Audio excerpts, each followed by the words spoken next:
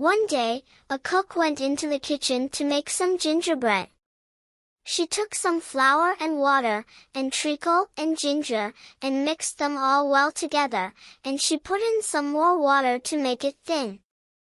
And then some more flour to make it thick, and a little salt and some spice, and then she rolled it out into a beautiful, smooth, dark yellow dough. Then she took the square tins and cut out some square cakes for the little boys, and with some round tins she cut out some round cakes for the little girls, and then she said, "I'm going to make a little gingerbread man for little Bobby."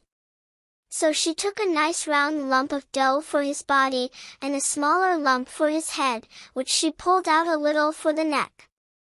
Two other lumps were stuck on beneath for the legs, and were pulled out into proper shape, with feet and toes all complete, and two still smaller pieces were made into arms, with dear little hands and fingers. But the nicest work was done on the head, for the top was frizzed up into a pretty sugary hat, on either side was made a dear little ear, and in front, after the nose had been carefully molded, a beautiful mouth was made out of a big raisin, and two bright little eyes with burnt almonds and caraway seeds. Then the gingerbread man was finished ready for baking, and a very jolly little man he was. In fact, he looked so sly that the cook was afraid he was plotting some mischief. And when the batter was ready for the oven, she put in the square cakes and she put in the round cakes, and then she put in the little gingerbread man in a far back corner, where he couldn't get away in a hurry. Vintage illustration of cook and broom for sweeping, for the Gingerbread Man bedtime story. Then she went up to sweep the parlor. And she swept till the clock struck 12, when she dropped her broom in a hurry, and exclaiming, "Locks! The gingerbread will be all baked to a cinder," she ran down into the kitchen, and threw open the oven door.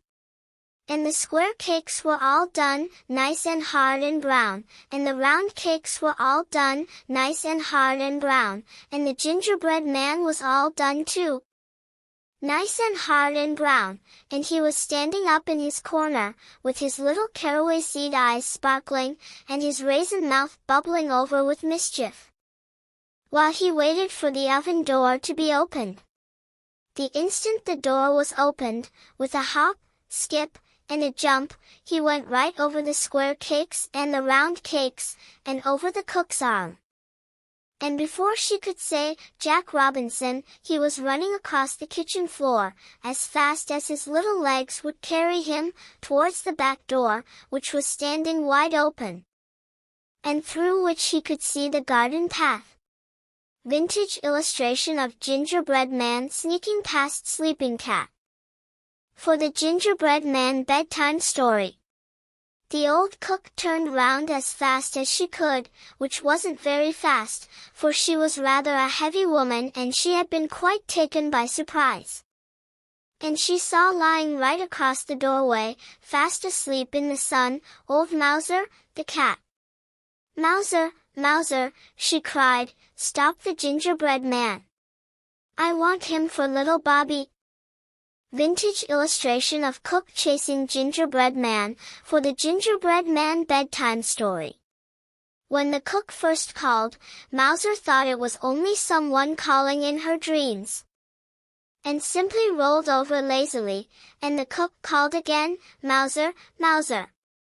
The old cat sprang up with a jump, but just as she turned round to ask the cook what all the noise was about, the little gingerbread man cleverly jumped under her tail, and in an instant was trotting down the garden walk. Mouser turned in a hurry and ran after, although she was still rather too sleepy to know what it was she was trying to catch, and after the cat came the cook, lumbering along rather heavily, but also making pretty good speed. Now at the bottom of the walk, lying fast asleep in the sun against the warm stones of the garden wall, was Towser, the dog. And the cook called out, "Towser, Towser, stop the gingerbread man. I want him for little Bobby." And when Towser first heard her calling, he thought it was someone speaking in his dreams, and he only turned over on his side, with another snore. And then the cook called again, "Towser, Towser, stop him, stop him." Vintage illustration of dog sleeping on farm floor, for the Gingerbread Man bedtime story. Then the dog woke up in good earnest, and jumped up on his feet to see what it was that he should stop. But just as the dog jumped up, the little gingerbread man, who had been watching for the chance, quietly slipped between his legs and climbed up on the top of the stone wall, so that Towser saw nothing but the cat running towards him down the walk, and behind the cat the cook, now quite out of breath. He thought at once that the cat must have stolen something, and that it was the cat the cook wanted him to stop. Now, if there was anything that Towser liked, it was going after the cat. And he jumped up the walk so fiercely that the poor cat did not have time to stop herself or to get out of his way, and they came together with a great fizzing, and barking, and meowing, and howling, and scratching, and biting, as if a couple of Catherine wheels had gone off in the wrong way and had got mixed up with one another. Vintage illustration of cat and dog, for the Gingerbread Man bedtime story. But the old cook had been running so hard that she was not able to stop herself any better than the cat had done. And she fell right on top of the mixed-up dog and cat, so that all three rolled over on the walk in a heap together. And the cat scratched whichever came nearest, whether it was a piece of the dog or of the cook, and the dog bit at whatever came nearest, whether it was a piece of the cat or of the cook, so that the poor cook was badly pummeled on both sides. Vintage illustration of cook fall over flat on her face, for the Gingerbread Man bedtime story. Meanwhile, the Gingerbread Man had climbed up on the garden wall, and stood on the top with his hands in his pockets, looking at the scrimmage, and laughing till the tears ran down from his little caraway seed eyes, and his raisin mouth was bubbling all over with fun. After a little while, the cat managed to pull herself out from under the cook and the dog, and a very cast-down and crumpled-up looking cat she was.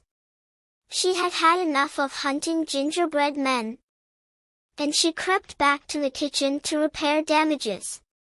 The dog, who was very cross because his face had been badly scratched, let go of the cook, and at last, catching sight of the gingerbread man, made a bolt for the garden wall. The cook picked herself up, and although her face was also badly scratched and her dress was torn, she was determined to see the end of the chase. And she followed after the dog, though this time more slowly. When the gingerbread man saw the dog coming, he jumped down on the farther side of the wall, and began running across the field. Now in the middle of the field was a tree, and at the foot of the tree was lying Jocko, the monkey. He wasn't asleep, monkeys never are, and when he saw the little man running across the field and heard the cook calling, "Jocko, Jocko, stop the gingerbread man," he at once gave one big jump.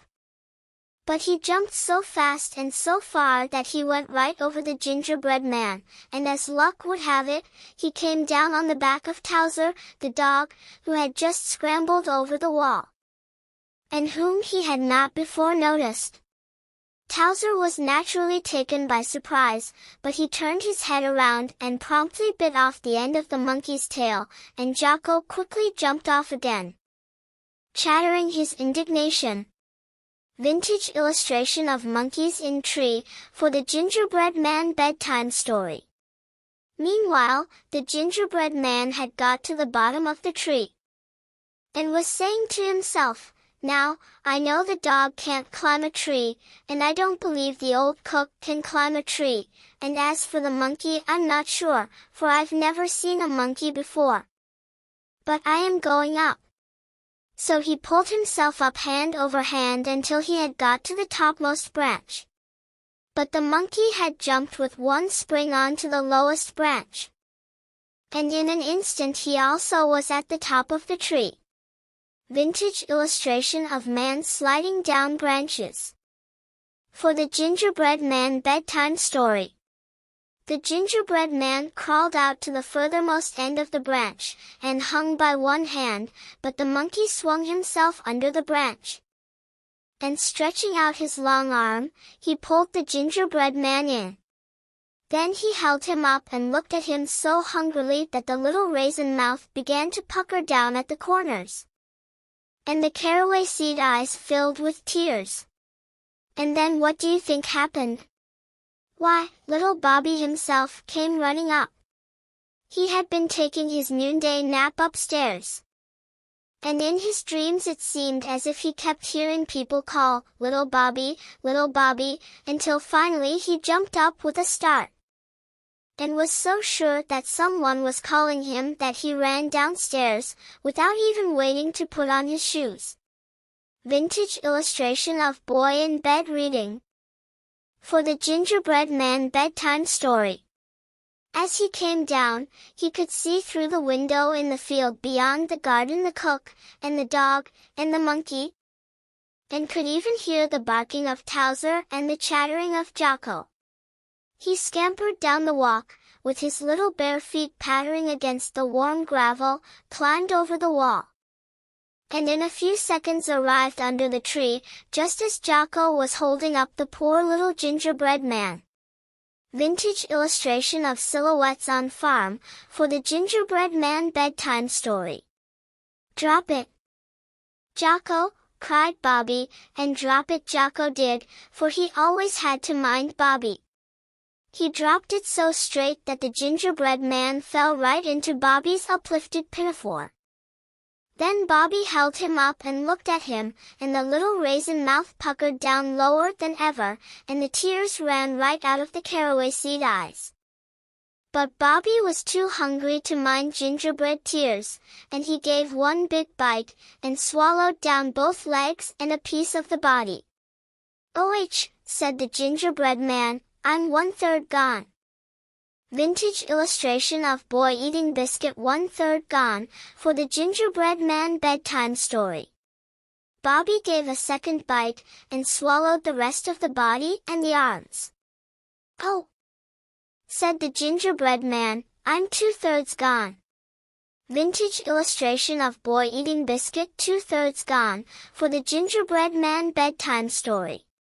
Bobby gave a third bite, and gulped down the head. "Oh," said the gingerbread man, "I'm all gone." And so he was, and that is the end of the story.